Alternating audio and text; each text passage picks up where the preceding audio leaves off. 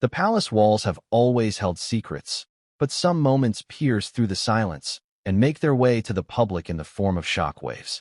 Imagine walking through the grand corridors of Buckingham Palace, where portraits of kings and queens hang heavy with history, and suddenly a storm erupts within those gilded rooms.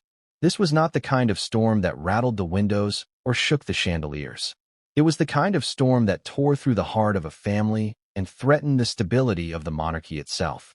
The question that hangs in the air is this: what happens when a prince, already estranged and bruised by past battles, dares to demand titles for his children, and his father, the reigning king, says no?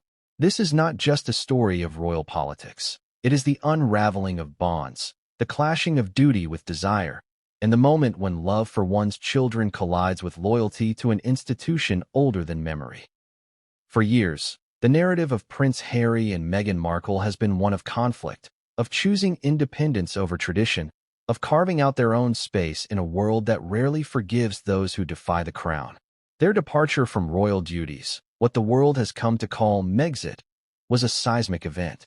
It divided opinion globally. Some saw it as bravery, a couple breaking free from a suffocating system, while others viewed it as betrayal, a selfish act of abandoning responsibility. But beneath that decision lay unresolved tension, questions left hanging, and an ache that no interview, no documentary, no carefully worded statement could soothe. Titles, seemingly ceremonial to the outside world, became a battleground of identity, legitimacy, and recognition. Archie Harrison and Lilibet Diana, the children of Harry and Meghan, were caught in the eye of that storm before they were even old enough to understand what a crown meant. Before we continue, please hit the like button, subscribe to the channel, and turn on the notification bell for updates. This is the stage upon which Harry made his bold move. He returned to the palace with a demand. Some say it was a plea, that his children be granted titles that would secure their place in the royal lineage. To the ordinary eye, it might appear to be about status or privilege, but to Harry, it was something deeper, a desperate attempt to give his children what he felt he had lost, a way of securing them against the criticism and suspicion that shadowed his own life. Every child of the monarchy carries the weight of a surname that is also a symbol, but Archie and Lilibet's names carried controversy before they even had a chance to speak their first words. Harry's request was not just about titles. It was about legitimacy, about recognition from the family he felt had abandoned him. But King Charles is not just a father. He is the head of the monarchy, a man whose every decision carries the weight of centuries. And as history has shown, the crown does not bend easily, even for blood. When Harry approached Charles, hoping for agreement, what he met instead was the unyielding wall of tradition. Charles, by all accounts, listened with patience, but his answer was firm. No new titles would be granted, not now, not under these circumstances. The refusal was more than denial. It was a rejection that carried symbolism far beyond the immediate moment. It was a reminder that the monarchy cannot be dictated by personal desire, that even a king's son must bow to the rules that bind the crown. The moment of confrontation between father and son was not just a conversation, it was an earthquake. Sources close to the palace describe it as tense, emotional, and raw. Harry, who had already carried years of resentment, felt the sting of betrayal once again. And Charles, though a father at heart, was forced to wear the mantle of king, making a decision that would break his son's heart but preserve the institution he had sworn to protect. This was the collision point, the moment when family ties snapped under the weight of royal duty. And the fallout, as we will see, would not only shake Harry and Meghan but send tremors across the monarchy and the public alike. The emotional core of this story lies in the middle ground, between what Harry believed was right for his children and what Charles knew was necessary for the monarchy. Imagine the anguish of a father fighting for recognition for his children, facing the cold refusal of his own father. It is a universal theme, stripped of crowns and palaces, a son seeking validation, a father upholding principles, and a family breaking under the strain. Yet in the world of royalty, these private battles are magnified, dissected, and immortalized by history. The halls of Buckingham Palace have seen wars, abdications, scandals, and betrayals. But rarely has the conflict felt so deeply personal, so visibly human, as the sight of a father and son standing on opposite sides of an invisible line that neither could cross without losing something precious. For those watching from the outside, the scene played like a theater of tragedy. Harry, already cast as the rebel prince, seemed to cement his role as the outcast, the one who challenged the crown and paid the price. Charles, meanwhile, stepped further into the role of king, showing that his loyalty to the monarchy outweighed even the deepest instincts of a father's love. But what does it mean when a father removes his son from the palace? Not with the harshness of a tyrant, but with the solemn weight of a king making an impossible choice. It means that the monarchy is once again at war with itself, and the world is watching every detail unfold. The introduction of this story is not meant to provide answers. It is meant to pull you into the heart of the storm, to make you feel the weight of the confrontation, and to leave you asking the same questions that echo through the palace halls. Was Harry right to fight for his children's titles? Was Charles right to deny him?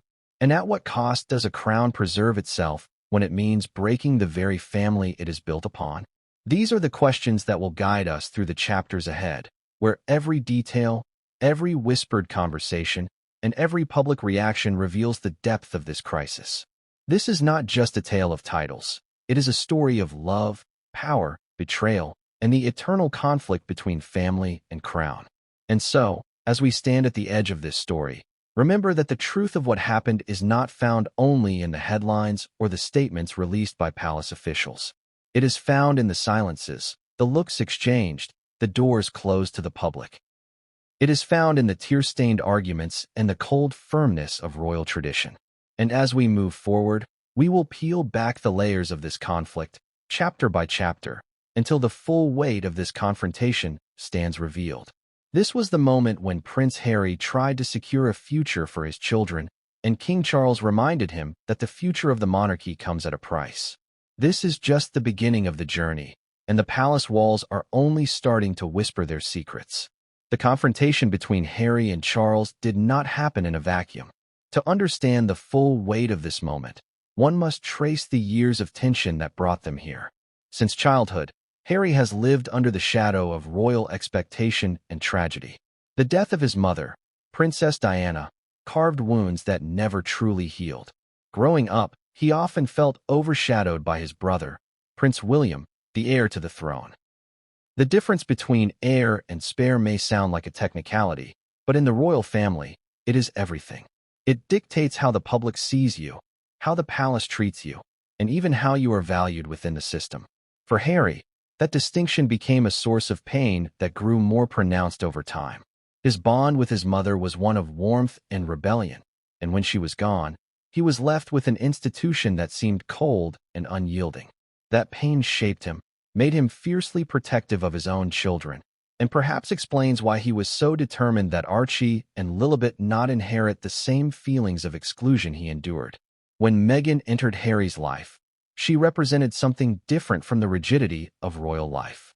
She was independent, outspoken, and unafraid to challenge traditions. At first, their union was celebrated as a breath of fresh air in the monarchy. But soon, Meghan's presence became polarizing. The tabloids tore her apart, the palace distanced itself, and what might have been a unifying story turned into a saga of division. Harry, already sensitive to the scars of the past, saw in Meghan and his children the chance to rewrite history, to protect them from the cruelty that had once consumed his own childhood. His fight for their titles was not merely symbolic. It was, in his eyes, a shield against erasure. Without titles, he feared, Archie and Lilibet would forever remain on the margins, denied the recognition that others in the royal bloodline received without question. Yet King Charles saw things differently. As monarch, he had sworn to preserve the balance between modernity and tradition, a task that demanded difficult decisions. He understood that granting titles under pressure could open a door that would weaken the monarchy's structure. He was also aware of the optics.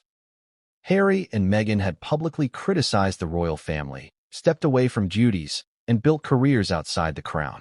How would the public perceive it if Charles rewarded them with more recognition? The institution could not afford to look weak or inconsistent. So, for Charles, this was not just about Archie and Lilibet. It was about the survival of the monarchy itself. To him, Titles were not bargaining chips for reconciliation, but symbols that had to be guarded carefully. The actual moment when Harry raised his demand has been described by those close to the palace as tense beyond measure. It was not a casual conversation over tea. It was direct, emotional, and unrelenting. Harry's words carried the weight of years of frustration, and Charles's reply carried the burden of centuries of tradition. At one point, the air in the room grew so heavy that silence itself seemed to suffocate. The staff who later heard whispers of what transpired spoke of Harry's fiery tone, of Charles maintaining his composure, and of an atmosphere that felt more like a battlefield than a family meeting. The palace may often project calmness, but behind those doors, voices were raised, hearts were wounded, and decisions were carved into stone. For Harry, being told no was not just rejection, it was humiliation. It reopened every scar he had carried from feeling secondary, overlooked, or disposable within his own family. In his mind, he was not just fighting for a name or a title. He was fighting to ensure his children would never feel the way he once did. The refusal struck him like betrayal, deepening the divide between himself and the crown. For Charles, however, the refusal was duty. He could not bend the crown's authority to a son's personal plea without undermining the very foundation upon which his reign stood. And so, two men who shared blood stood as strangers, each convinced he was doing what was right. The clash escalated until Charles, in a moment that history may remember as symbolic of the monarchy's rigidity, told Harry to leave the palace. Some insiders claim the king's words were delivered with measured calm, while others say the frustration finally cracked through his royal composure. Either way, the result was the same. Harry was removed, not as a son, but as a man who had crossed a line the crown could not allow. That removal was more than physical. It was the crystallization of the divide, the point of no return. To be told to leave the palace is to be told you no longer belong, not only in a building but within the very heart of the institution itself. In the days that followed, whispers turned into headlines. The press pieced together fragments of the confrontation, some exaggerated, others hushed. The public was left to wonder. Was Harry justified in his demands? Was Charles justified in his refusal? The answers depended on perspective, but what was undeniable was the raw humanity of the moment. Strip away the crowns, the jewels, and the centuries of tradition, and you have a father and son torn apart by conflicting visions of loyalty. One man fought for his children's place in the world. The other fought for the crown's survival. In between, the family itself fractured a little more. What makes this story so gripping is not only the personal conflict, but the way it reflects a larger truth about power, legacy, and identity. The monarchy, for all its pomp and ritual, is built on people. People who laugh, cry, argue, and break. The image presented to the world is one of stability and control, but the reality is far more fragile. When Harry stood before Charles, he was not just a prince demanding titles. He was a son pleading for recognition, a father protecting his children, and a man defying an institution that had shaped his life in ways both glorious and cruel. And when Charles said no, he was not just a father denying his son. He was a king drawing a line in the sand, a custodian of history who knew that yielding could mean unraveling. The introduction ends not with answers, but with questions that linger like smoke after a fire. What does it mean to be royal in an age where titles can be both shields and burdens? How much should tradition dictate the lives of individuals born into it? And at what cost does a crown preserve itself when the price is the love and unity of a family? These questions are not just for Harry or Charles. They are for us, the audience, to wrestle with as we journey deeper into this story. Because in the end, this is more than a royal drama. It is the timeless story of family versus duty, love versus tradition, and the human cost of power. The rupture between Prince Harry and the royal family cannot be fully understood without revisiting the event that redefined his place within the monarchy, Megxit. The decision by Harry and Meghan to step back from their royal duties was more than a family disagreement. It was a cultural earthquake. It was a moment when tradition collided with modern independence, when centuries of duty faced the raw reality of personal choice. To grasp why the confrontation over Archie and Lilibet's titles became so explosive, one must understand the deep shadows cast by that departure. It was not just about leaving the palace. It was about leaving behind expectations, obligations, and a legacy that had shaped every moment of Harry's life. When Harry and Meghan first announced their decision in early 2020, the world reacted with disbelief. Here was a royal prince, born into a life most people could only imagine, choosing to walk away. But to Harry, the gilded cage was suffocating. He had long struggled with the intrusive gaze of the press, the constant comparison to William, and the lingering wounds of Diana's tragic death. Meghan's arrival in his life gave him the courage to break free. Together, they envisioned a life where they could be financially independent, free from the suffocating rules of the firm, and able to raise their children without the scrutiny that had once destroyed Harry's mother. It was a dream that many applauded, but for the monarchy, it was betrayal wrapped in rebellion. Behind closed doors, Megxit was not a neat, clean departure. It was a war of negotiations, accusations, and ultimatums. Harry and Meghan wanted a hybrid model, half in, half out. They sought the freedom to pursue commercial ventures while maintaining royal privileges. The palace, however, could not allow such a precedent. To them, you were either in or out. There could be no halfway. And so, the Sussexes were stripped of their royal patronages, Harry lost his military honors, and their roles within the royal structure were severed. It was a painful cut, one that left wounds on both sides. Harry felt humiliated, Meghan felt targeted, and Charles, then still Prince of Wales, watched as the family narrative spun further out of control. This history matters because it shaped the atmosphere in which the demand for Archie and Lilibet's titles would later take place.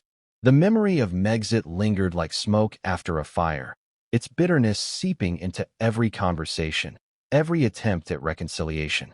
For the palace, Harry and Meghan had forfeited their right to the privileges of royalty. For Harry, stepping away did not mean his children should be punished or denied recognition. To him, the sins of the father should not be visited upon the son or daughter. But to the monarchy, everything was interconnected. The choices Harry and Meghan made carried consequences that extended to their children. This clash of perspectives would become the very heart of the conflict. It is worth remembering how the public saw Megxit. On one side, there was sympathy. Many people around the world admired Harry and Meghan for prioritizing mental health, family, and freedom over ceremonial duty. They were seen as modern rebels, carving out a space for love and independence in a system that often crushed individuality. On the other side, critics accused them of hypocrisy. They claimed to want privacy, yet gave interviews to Oprah, Netflix, and international media. They stepped back from royal life, but still used their titles and connections to secure deals worth millions. The contradictions made them both beloved and resented, heroes to some and villains to others. This polarization did not disappear. It resurfaced with even more intensity when the subject of Archie and Lilibet's titles emerged. Inside the palace, Megxit had lasting consequences. William was left carrying the weight of responsibility alone, deepening the gulf between brothers. Queen Elizabeth, then still alive, reportedly felt hurt but pragmatic. Charles, however, bore the heaviest burden. As the future king, he knew that every fracture in the family weakened the monarchy itself. And yet, as a father, he grieved the loss of his son's loyalty and presence. The complexity of his emotions meant that by the time Harry returned with requests for his children, the king's patience was already stretched thin. Megxit had not only changed Harry's life, it had altered the monarchy's perception of him permanently. For Harry, the shadow of Megxit became both a shield and a weapon. It was a shield because he could claim that the monarchy had never supported him, that stepping away was an act of survival. But it was also a weapon because he used it to challenge the system, to remind the world that even those born into privilege could suffer deeply under its weight. Every interview he gave, every revelation in his memoir, every documentary appearance was laced with the aftermath of that decision. And when he stood before his father asking for Archie and Lilibet's titles, he carried all of that history with him. It was not a fresh request. It was one born from years of bruises and resentment. The monarchy, however, does not deal in feelings. It deals in images, precedents, and tradition. Megxit had set a precedent that Charles could not afford to reverse. If Harry and Meghan were given the privileges of the institution despite rejecting its duties, What message would that send to the rest of the family, or to the public? Charles knew that the crown must appear consistent, even if it meant being cold. The refusal to grant new titles to Archie and Lilibet was, in many ways, an extension of the decision made during Megxit. It was a continuation of the line drawn then. If you step away, you cannot take the crown. But for Harry, Megxit was not the end of his story. He believed it was a new beginning. He thought he could redefine what it meant to be royal, to craft a modern model of monarchy that balanced tradition with independence. In his mind, the institution could evolve, just as society had evolved. But in that belief lay the greatest misunderstanding between himself and his father. To Charles, the monarchy is not meant to bend with the wind. It is meant to withstand it. And so, every time Harry attempted to rewrite the rules, he found himself colliding with the immovable stone of tradition. As we look at this first chapter, we see how Megxit cast a shadow over everything that followed. It was the moment that shifted Harry from being an insider to an outsider, from a prince of the palace to a prince of exile. That identity, once shaped, could not be undone easily. And when the demand for titles came, it was seen not as a father's wish, but as the continuation of a battle that began years earlier. Megxit was the first crack in the wall. The confrontation with Charles was the moment that crack threatened to become a collapse. This chapter ends where the next begins, with Harry standing at the intersection of his past and his children's future. He was a man still haunted by the wounds of his departure, still searching for validation, and still willing to challenge the system that had defined his entire existence. But as the story unfolds, we will see that the shadow of Megxit was not only long, it was inescapable. It followed Harry into every room of the palace, whispered through every conversation, and ultimately, it set the stage for the most dramatic confrontation of his life. The years leading up to Megxit were filled with signs of discontent that the palace either could not see or chose to ignore. Harry had long spoken about his struggles with the press, the relentless attention, and the lack of protection he felt from the institution.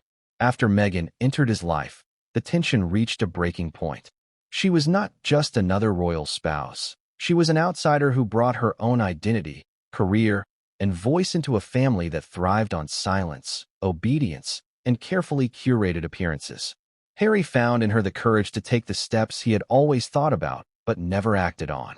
Stepping away from the royal family became not just a possibility, but a necessity for his survival. In January 2020, the announcement hit like a thunderclap. Harry and Meghan declared that they would step back as senior royals. The words were carefully chosen, but the implications were explosive. It was a declaration that they would no longer be bound by the strict protocols of royal life. For the monarchy, it was betrayal in broad daylight. The institution that had endured abdications, divorces, and scandals now faced a challenge from within its own house, one that questioned not only the structure of the monarchy, but its relevance in a modern world. The negotiations that followed were grueling. Harry and Meghan wanted financial independence, but also wanted to retain certain privileges and duties. They proposed a hybrid model, part royal, part independent. The palace was adamant that this was not possible. The monarchy functions on absolutes. You are either part of it fully, or you are not part of it at all. There was no precedent for the kind of arrangement Harry and Meghan were asking for, and the Queen, Charles, and William stood united in saying no. The result was a painful break. Harry lost his honorary military titles, something that struck at his very identity as a veteran and serviceman. Meghan lost her patronages. Together, they lost the standing that had once placed them at the heart of the royal family.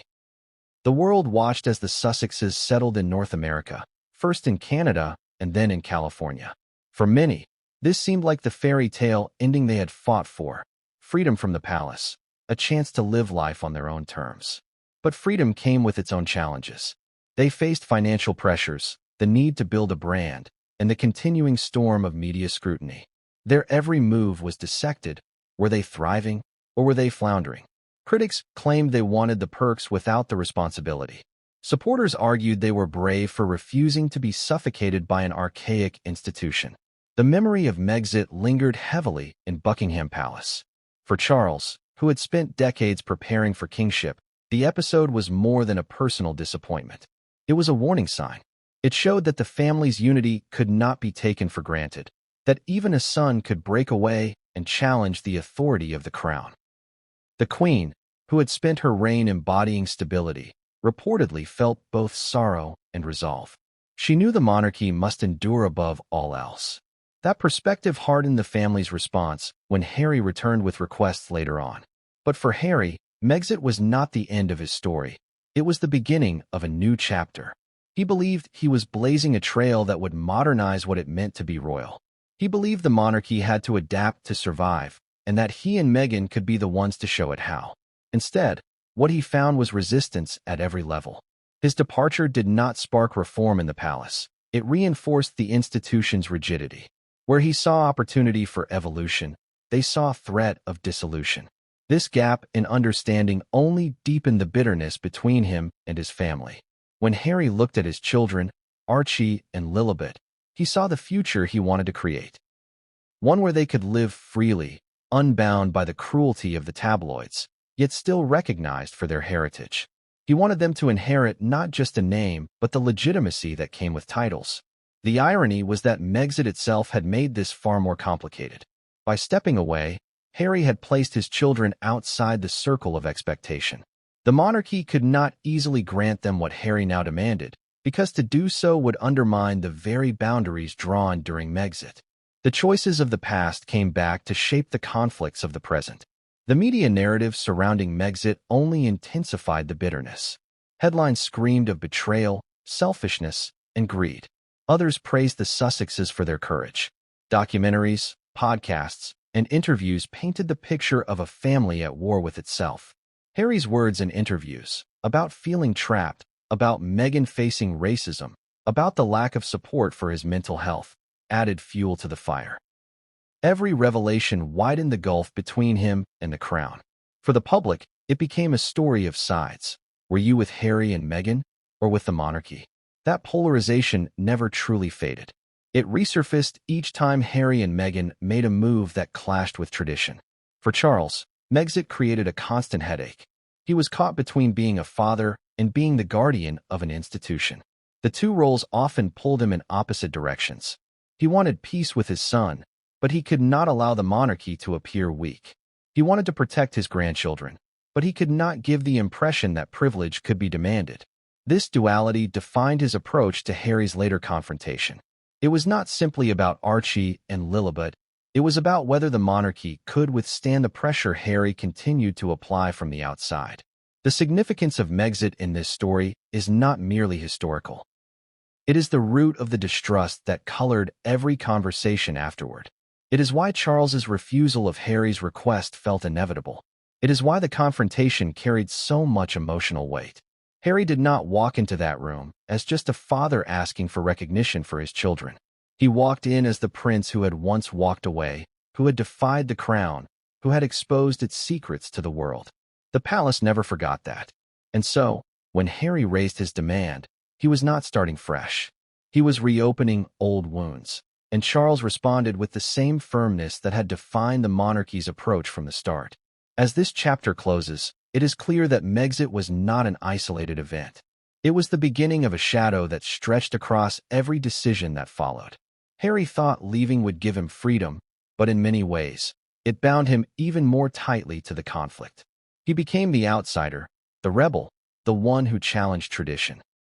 Charles, meanwhile, became the embodiment of the crown's refusal to bend. Their paths, once father and son, became symbols of two irreconcilable visions, one for freedom, one for preservation. And as Harry's children grew, those visions collided with even greater force, setting the stage for the storm that would soon erupt within the palace walls. The monarchy has always been about lineage, inheritance, and the continuation of legacy. Titles are not just ceremonial. They are signifiers of place in the royal hierarchy, symbols that distinguish one branch of the family tree from another. From the outside, it may appear like formality, like outdated labels clinging to relevance in the modern age. But within the palace walls, titles shape everything: status, security, duty, and even the way history will remember you. For Archie Harrison and Lilibet Diana, their place in the monarchy has been a point of contention since the day they were born. Their very existence brought with it a storm of questions.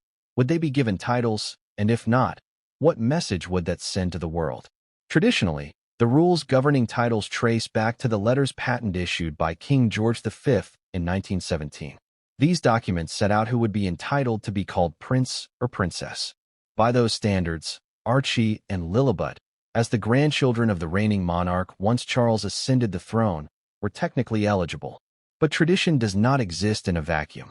It is subject to interpretation, timing, and the personal decisions of the monarch. When Archie was born in 2019, the Sussexes initially expressed that they did not want him to carry a title, citing their wish to give him as normal a life as possible. The palace echoed this sentiment publicly, but behind closed doors, the decision was more complex. Some argued it was about modernizing the monarchy, slimming down the number of working royals. Others whispered that it was about avoiding the optics of giving Harry and Meghan's child too prominent a role when the couple themselves were so controversial. The choice not to give Archie a title at birth immediately became fodder for public debate. Meghan later revealed in interviews that the palace's decision was not theirs alone, that they had been denied the choice, and that race played a role in the conversations surrounding their son.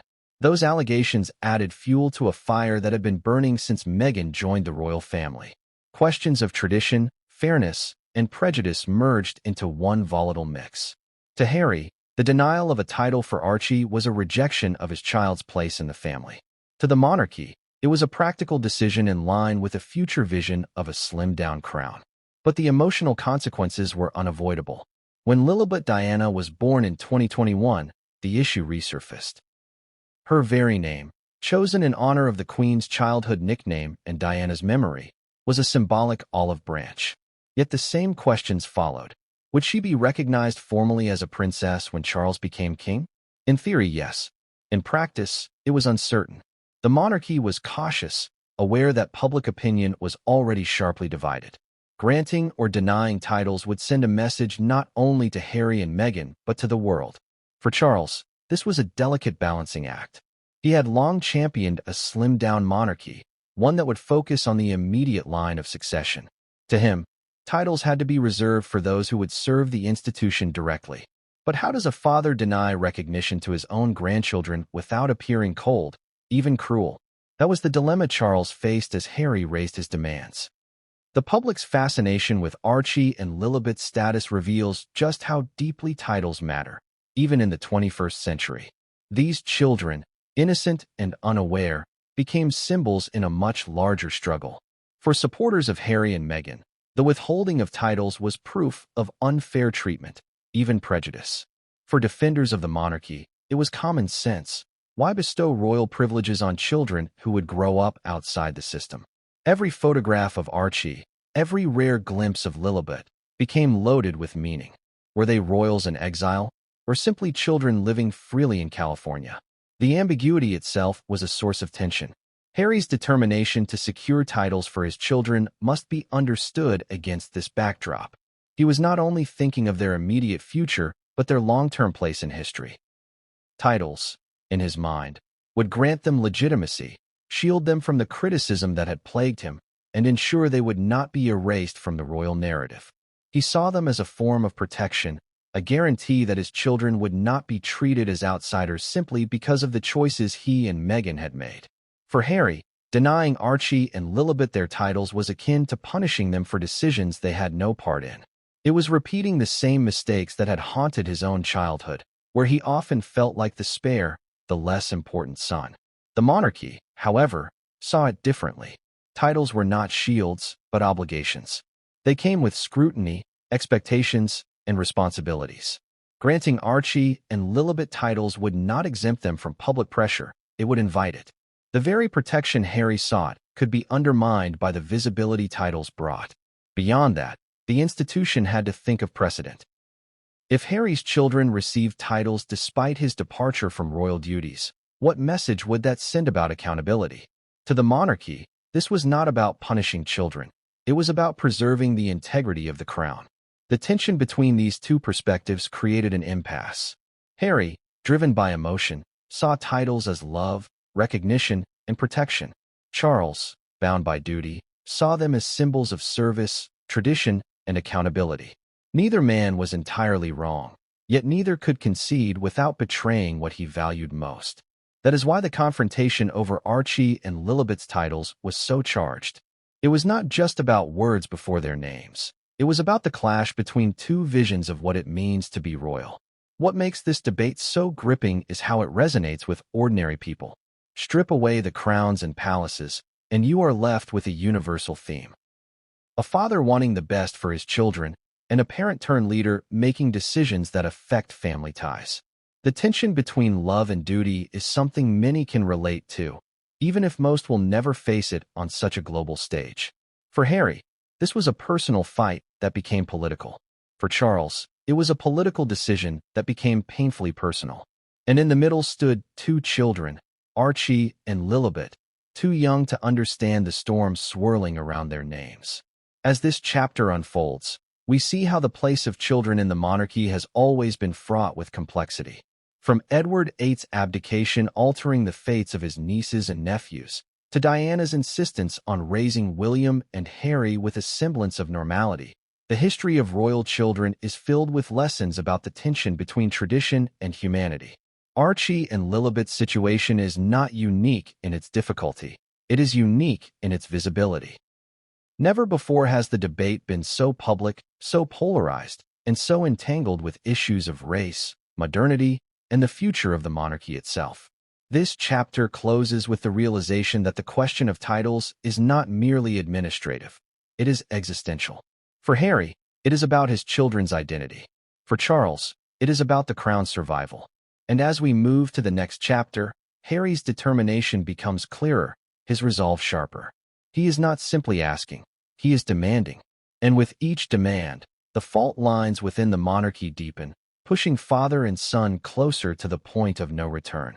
From the moment Archie Harrison was born in May 2019, questions about his status within the monarchy overshadowed the joy of his arrival.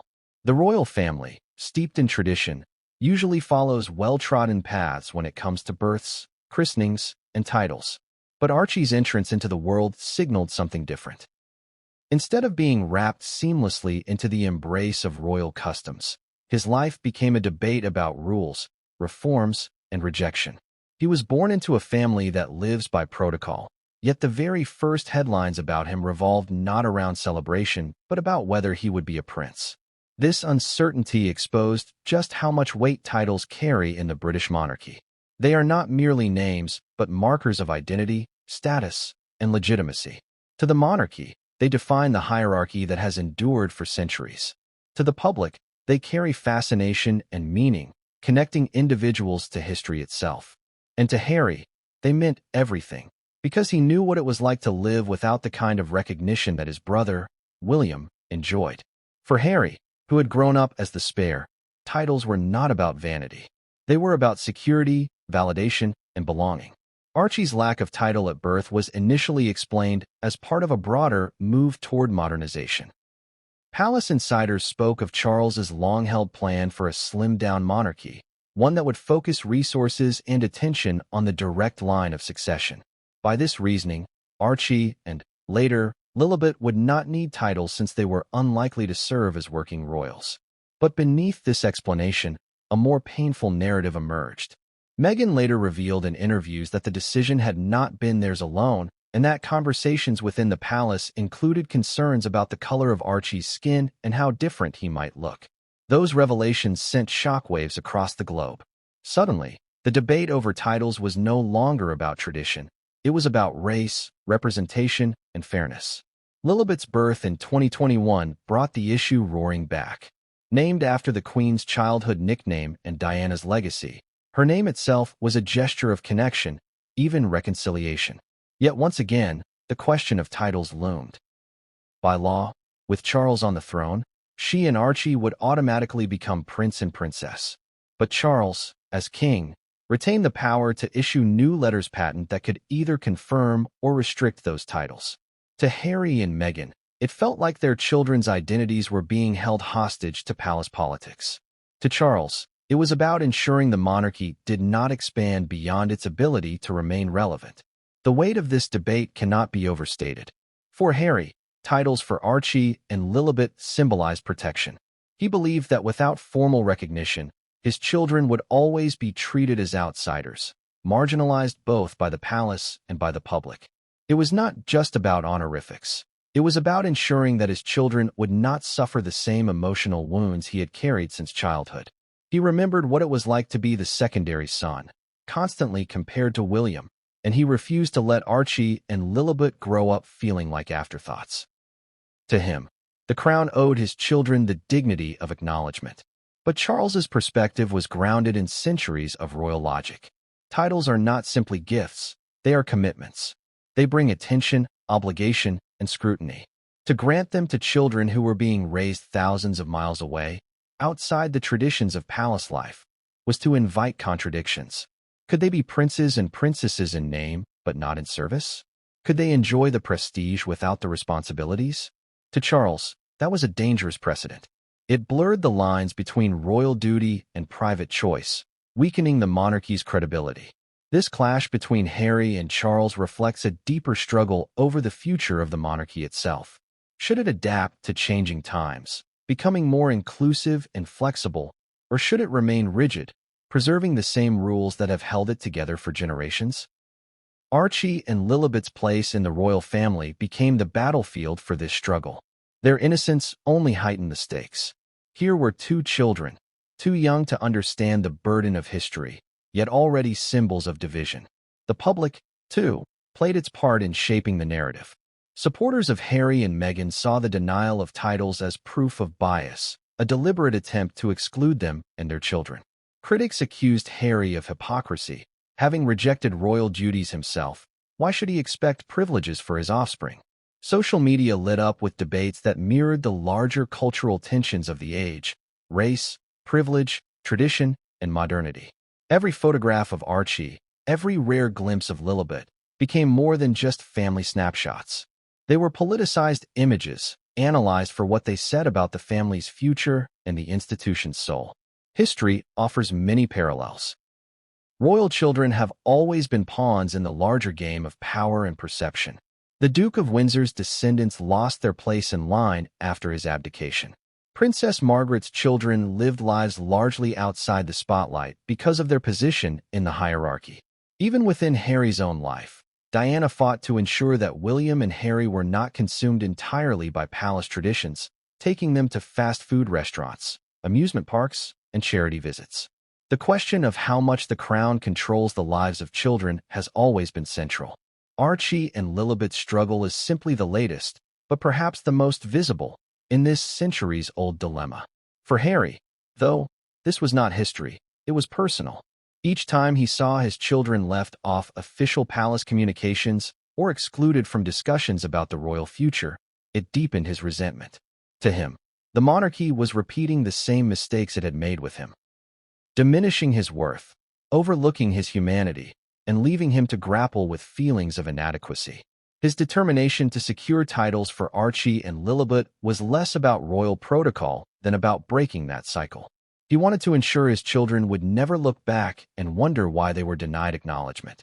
But Charles, facing the weight of kingship, could not allow sentiment to override duty. He understood that every decision he made would set a precedent, shaping how future generations viewed the monarchy. Granting titles to children raised abroad, with parents critical of the institution, could weaken the crown's authority.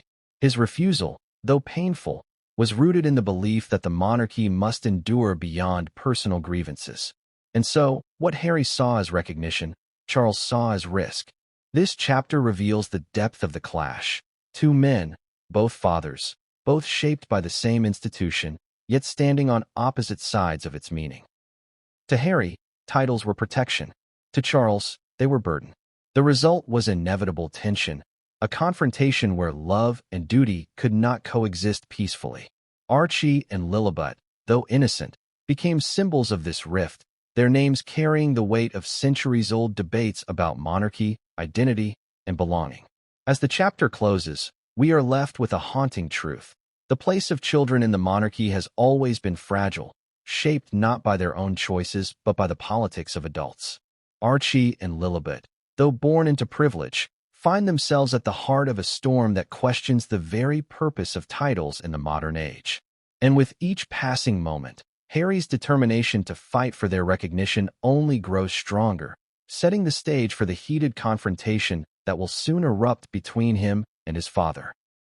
When a man feels the weight of his own childhood pressing down on him, it is often his children who become the reason he chooses to fight back. For Prince Harry, this was not abstract, it was visceral. He had lived through the trauma of losing his mother, the suffocating attention of the press, and the constant comparisons to his older brother. He had been defined as the spare, the secondary figure in a dynasty that prized the heir above all. Every slight, every headline, every whispered dismissal had burned itself into his memory.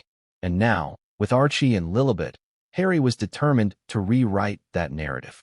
His resolve to secure their recognition was born not just from a father's love, but from a lifetime of scars that he refused to see repeated.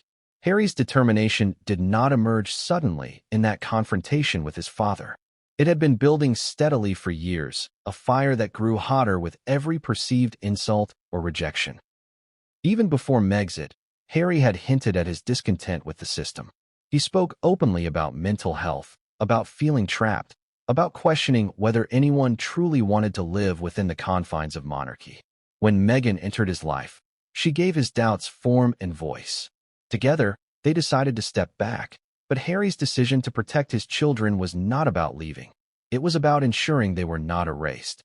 He understood how easily the monarchy could sideline those it deemed unnecessary, and he feared Archie and Lilibet would be the next casualties of that cold calculus.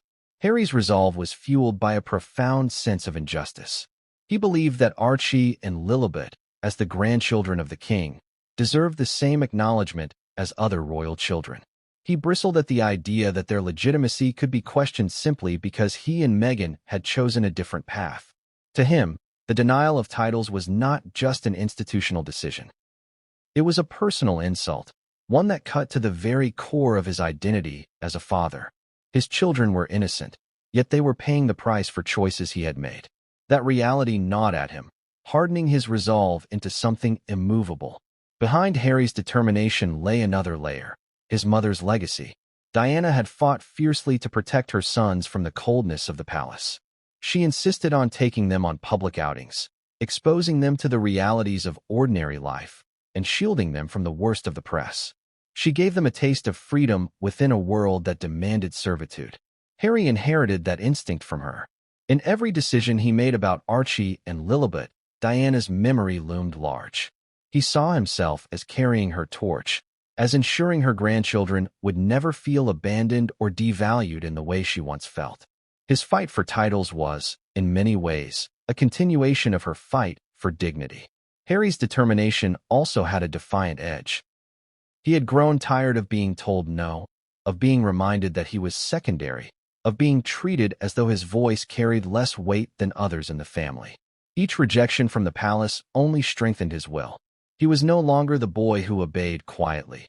He was the man who spoke out, who gave interviews, who wrote a memoir that exposed the inner workings of the family. He had found power in defiance, and he would not relinquish it easily. In demanding titles for his children, Harry was not just making a request, he was issuing a challenge. He was daring the monarchy to deny him again, to confirm the very narrative he had been building about its coldness and rigidity. Yet Harry's determination was not fueled only by anger. It was also rooted in love. He adored his children, spoke of them often, and relished the role of fatherhood. Becoming a parent had reshaped his priorities. Where once he might have accepted slights as part of his own burden, now he saw them as intolerable when aimed at Archie and Lilibet. His love for them was protective, fierce, and unyielding. It was the kind of love that transforms into determination when challenged. He could endure personal rejection, but he would not stand by while his children were denied acknowledgement. That love gave his fight a moral clarity in his own mind, even if others saw it as selfishness or arrogance. His resolve was also tied to the modern world in which he lived. Harry had watched as the monarchy struggled to adapt to the demands of transparency, diversity, and modern values. He believed that by pushing for his children's recognition, he was forcing the institution to evolve. In his mind, Archie and Lilibet represented the future, biracial, global, modern, unbound by outdated rules. Denying them titles was not just an insult to his family, it was a step backward for the monarchy. Harry framed his determination not only as a personal crusade, but as a larger battle for progress. He believed history would judge him kindly for fighting this fight, even if the present did not. Still, Harry's determination carried risks. His defiance alienated him further from his family. Each demand hardened Charles's stance, making reconciliation more difficult. Each public revelation he gave deepened the rift. His resolve to fight for Archie and Lilibet risked becoming a wedge that pushed him permanently outside the fold. Yet Harry seemed willing to accept that cost. To him, the price of silence was far greater. Better to be the outcast who fought for his children than the compliant son who watched them be diminished. His determination was as much about his own identity as it was about theirs. Observers could see that this was not a battle Harry would easily give up. Those close to him described his tone when speaking of Archie and Lilibet as firm, almost unshakable.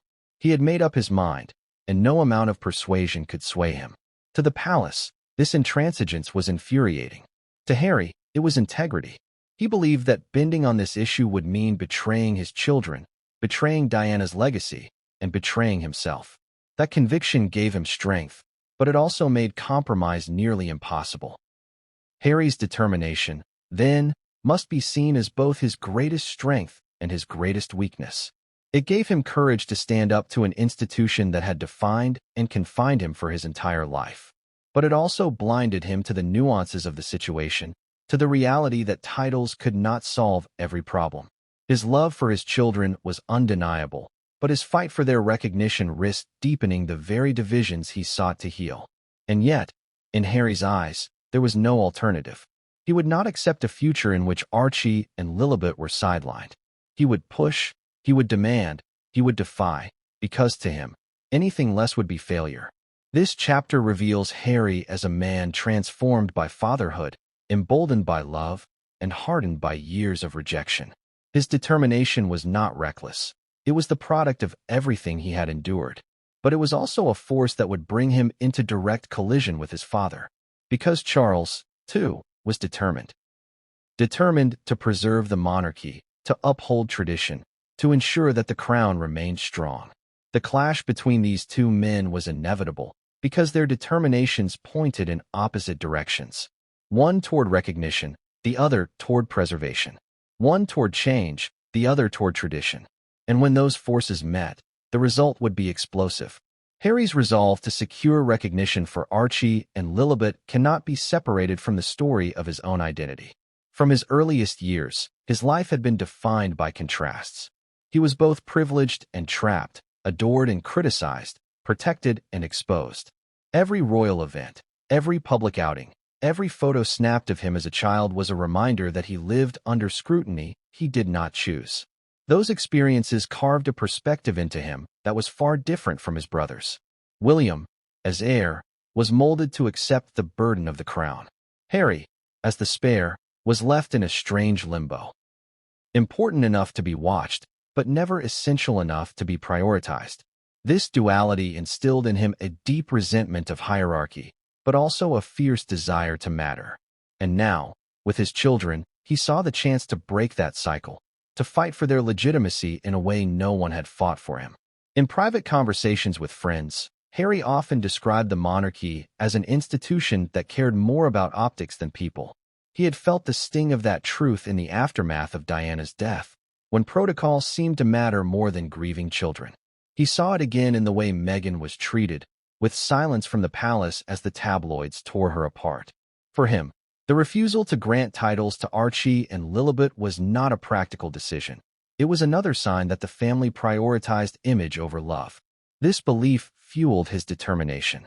He had lived too long feeling like an afterthought to accept the same fate for his children. The issue of titles became, in Harry's mind, a symbolic battleground. He was not naive. He knew that a title would not shield Archie and Lilibet from all scrutiny. But he believed it would offer them a measure of protection. It would force the palace to acknowledge them, to include them in the family's official narrative. Without titles, he feared they would be cast aside, dismissed as irrelevant, their royal heritage erased. This fear was not abstract, it was rooted in his own life. He knew what it felt like to be overshadowed, to be seen as expendable, to be valued less. His determination to fight for Archie and Lilibet's titles was, at its core, a determination to ensure they would never feel the same way. Harry's memoir, his interviews, and his public appearances all carried echoes of this conviction. He spoke with emotion about his children, about his desire to protect them, about the lengths he would go to secure their future. He framed his struggle as both personal and universal. Yes, he was a prince, but he was also a father. And any father, he argued, would fight to give their children the best possible future. This framing was deliberate, designed to garner empathy, to make his fight relatable to those outside the palace. And for many, it worked. Supporters saw in Harry not just a royal rebel, but a devoted parent, someone willing to stand up against centuries of tradition for the sake of his children. But within the palace, his determination was seen very differently. To Charles and others, Harry's insistence on titles was evidence of entitlement. They believed he wanted to enjoy the privileges of royalty while rejecting its responsibilities. They saw his persistence not as protection for his children, but as an attempt to leverage his royal status for personal gain. This perception hardened Charles's stance. Every time Harry pushed, Charles pushed back harder, convinced that giving in would weaken the crown. What Harry viewed as love, Charles viewed as manipulation. What Harry saw as a moral obligation, Charles saw as a political risk. Harry's determination was also strengthened by Meghan's support. She had faced relentless attacks in the media and understood firsthand the power of perception. To her, denying Archie and Lilibet titles was more than just exclusion.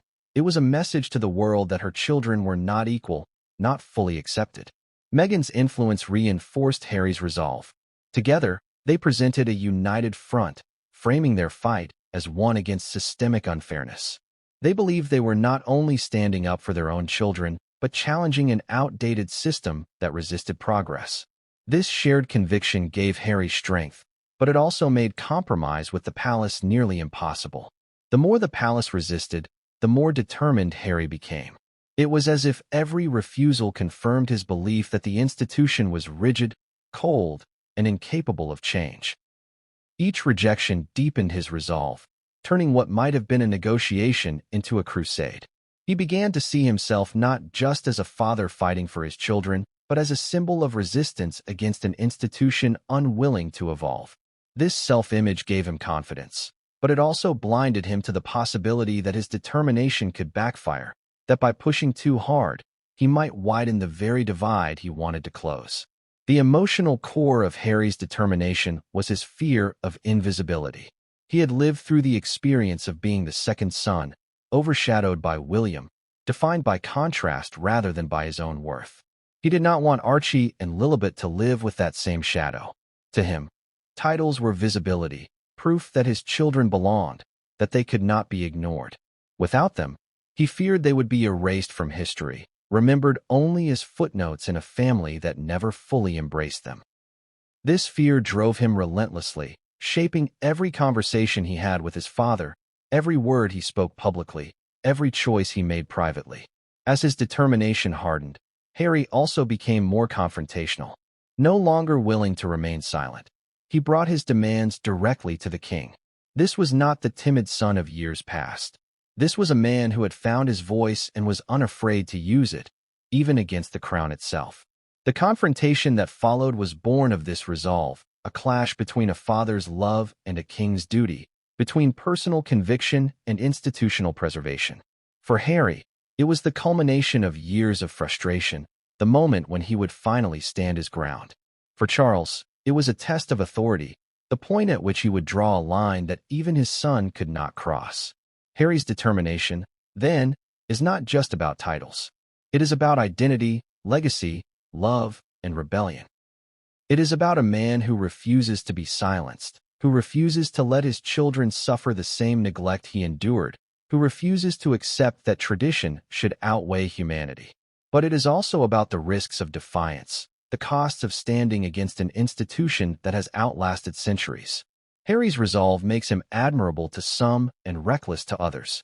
What cannot be denied is that it makes him unyielding.